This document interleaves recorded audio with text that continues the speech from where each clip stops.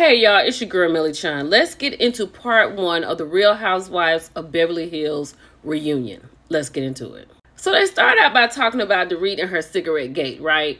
Because she lit up a cigarette after she had a little tiff with PK, right? Erica Jane was like, Andy asked her, did you think that people would see it or did you mean for people to see it? And Erica Jane says she expects everything to be seen. Dorit said at that point, I just didn't give her you know what. She was going through it. She was stressed out. So then Andy, being shady, asked Kyle if PK sent her any memes of Dorit smoking. That was crazy. But then he asked her, does she have any regrets for not talking to her children, like Jagger, when he had heard about it from her post? She said she has no regrets, and the kids see her and PK together, so they're good, and it's not so many questions. Then Andy asked Sutton if she was hypocritical in not telling her children that her husband had filed for divorce while they were separated. She said, yes, that was a mistake, and she should have been more open with them so they would be more honest with her and they would trust her more. So she said that was kind of a mistake for her. So Dorit let us know that she really right now at this point is not interested in being with PK as it stands now. And then Andy asked her, does she still love him? And she says, yes, he's my soul. And then we got into a statement that PK sent because he did not come to the reunion. All right, this is PK's statement, okay? Basically, PK said he's not coming to this because Dorit is out of her mind, right? The claims that he is a bad father is heartbreaking and false. He also said that those closest to us know the truth. Many have wanted to speak out, but I have asked them not to because the truth should never need a champion.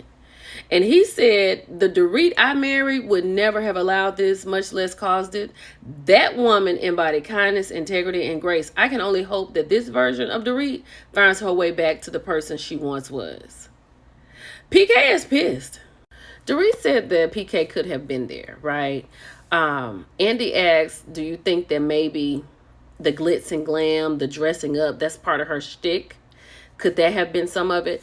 It could have been some of it because PK and Dorit have had counseling, and he has made mention of how she shops and what she buys and what she wears doesn't make her a wife. He has mentioned that a couple of times. But she said that because he talked about her changing, and she was like, maybe he's insecure. I don't know. Maybe if I take a step back and look, he might be a little insecure. So then Andy asked Kyle, has she seen a change in Dorit?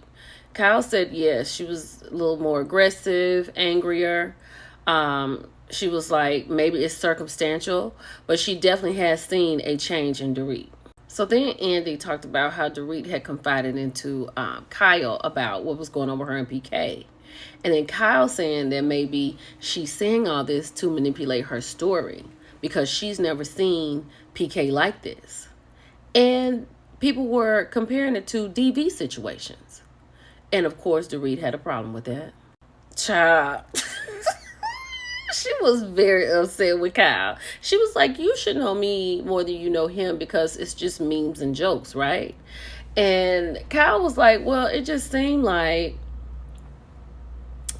it was a lot. Like Kyle was literally sitting here taking up for PK because she was like, I didn't hear the word alcoholic until you said it. Dorit was like, no, he has said it publicly. She said, but I heard it on the show from you first. So it's kind of like she's in PK's corner. Then she comes in and says, Dorit, it's like you threw your husband under the bus, like right out of the gate. I know Dorit is 38 hot right now. Child, this whole text message debacle is so wild. Kyle is upset because she said she actually did send Dorit a text before she sent one to PK. Dorit said, no, you sent one to him before me. Kyle said, roll the tape. When she rolled the tape, she was talking to Erica Jane. And she was like, so she made a text the night before, but she didn't send it. So now, because no one has texted Dorit to check on her, now she's going to send it. That was kind of crazy. But low-key, she was taking up for PK. Child, so they talking about PK's sobriety, right? Dorit said this is not something we talk about. They over there whispering to him out, is he still drinking again? And then Andy was like, he's drinking again. Dorit said, I don't know what you're talking about. So whenever this was taped, Dorit said she had talked to PK about a week ago. And he's not talking about if he's drinking or not with her. He said that is not up for discussion. So at this time, she was like, I don't even think I can be with them. So we got to see where this is going to go. Child, so Andy kind of asked, Sutton, like, what does she think? And she said, she's concerned. And then Dorit is like, you have to like someone to care about what they're going through. And Sutton said she cares about all women. It was Dorit laughing for me. And then Sutton said, do you know whose name the house is in? Dorit is like, I'm not about to have this conversation with you. She was like, these are things you should know. She said, because I was surprised when I found out we had 2 baseball teams. Baby, they are not the same. Do you understand what I'm saying? And then Andy's like, is the house in foreclosure? She was like, no, but I found out from PK that it's in pre-foreclosure. That is what Sutton is talking about. Because Dorit is around here, don't know anything. They're going to come move you out of your home. Child, Dorit said that PK had told the people that they need to call him. And until they call him, the way he handles business, he's not paying for the house. And Bose was like, that's how you lose a house. But then she said that somebody called and he fixed it, I guess. But she said she doesn't have much relationship with him at this point, and her heart is broken into a million pieces.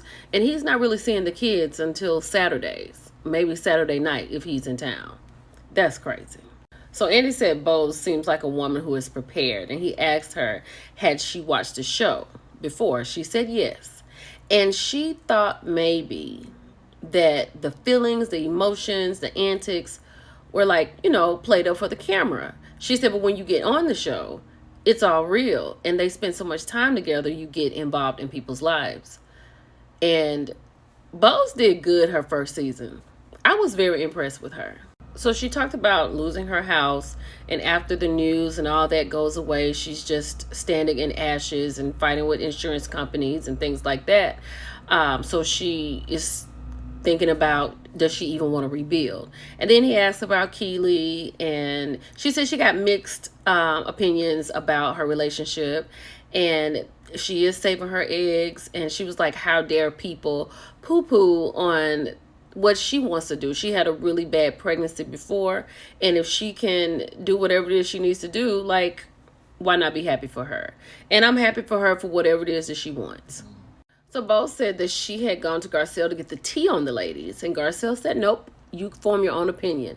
And Bose said that she appreciated that. But y'all, when Bose got to Sutton's party and she saw Dorit ran.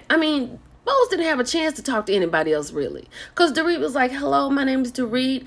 I am separated. My husband is alcoholic and I just don't know what to do. That is just how their introduction was. But then Bose went on to say that she was aggravated when they said that she was being manipulated by Dorit.